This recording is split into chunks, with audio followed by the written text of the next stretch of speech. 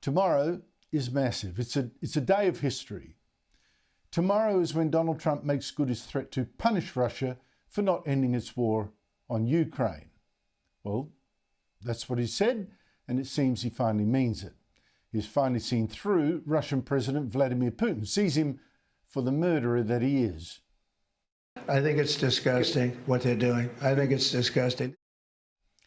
Now, Putin seems to realise Trump has changed as well, that he does mean business, and has tried one more time to fob off the US president. He had Trump's special envoy in Moscow yesterday and agreed to have the two presidents meet next week and then get Ukraine's leader, Vladimir Zelensky, to talk with them too. Zelensky isn't expecting much. He says, yes, it seems that Russia is now more inclined to a ceasefire. The pressure on them is working. But he warned that the main thing is that they do not deceive us in detail, neither us nor the United States. That's his warning to Trump not to be fooled yet again. But I don't think he will be. Not this time. Now, it is true that Trump has agreed to the talks. Like I say, they'll probably be next week. He says it's all very promising, but I don't think Putin's stalling tactics in the meantime will work out. Not this time.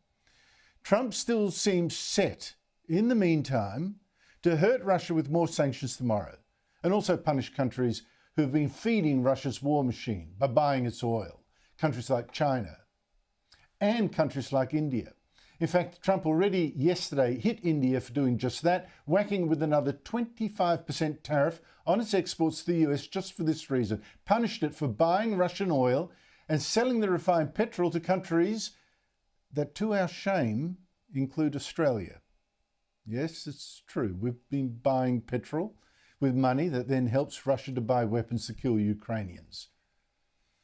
Now, Trump also last week publicly announced it ordered 2 submarines with nuclear weapons to sail within striking distance of Russia, although I'm sure he already had some there anyway.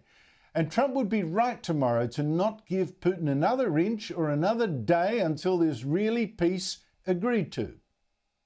He's probably also heard the reports that I have from the Institute for the Study of War, for instance, or in some newspapers, reports from Russia that Putin thinks is actually winning this war anyway, having taken nearly 2,000 square kilometres more of Ukrainian territory over the past 4 months. It's not much, and it's come at a horrendous number of soldiers, but he thinks it's promising. He now holds a fifth of the Ukraine, including the parts in black that he took in 2014.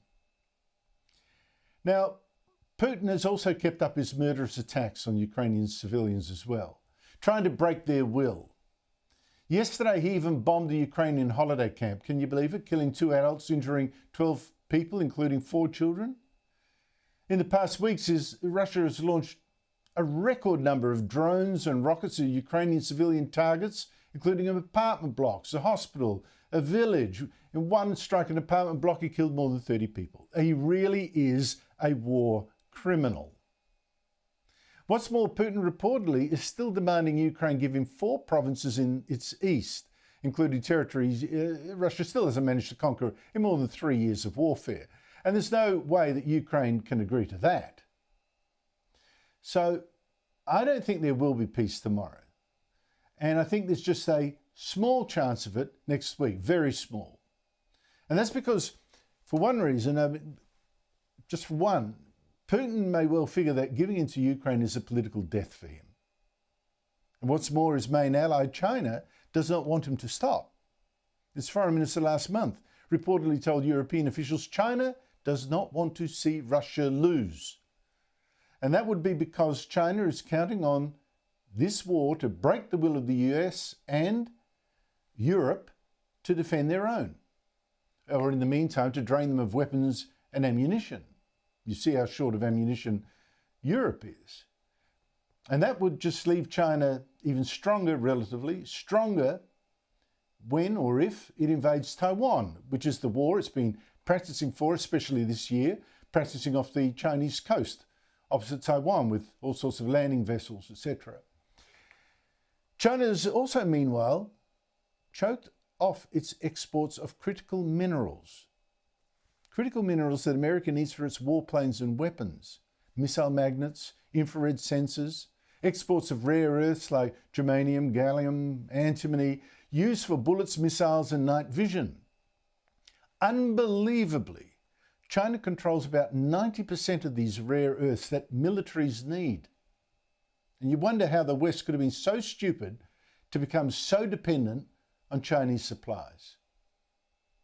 Meanwhile, China this week signalled its unbreakable support of Russia by announcing it would hold joint patrols with Russia's Navy in the Asia-Pacific, which includes our region. Don't you think Anthony Albanese should be a lot more alarmed about that, a lot busier with that, than we're trying to recognise Palestine, to the applause of the Hamas terrorists who run Gaza? But back to Trump. What a change.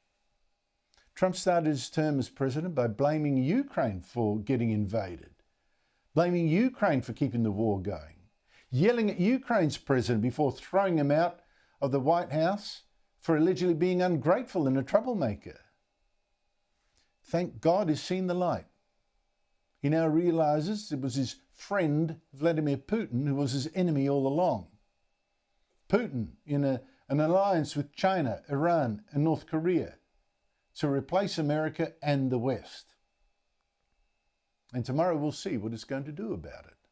If he does actually pull this off, get peace, then yes, I say give Trump that Nobel Peace Prize that he's long said he deserves.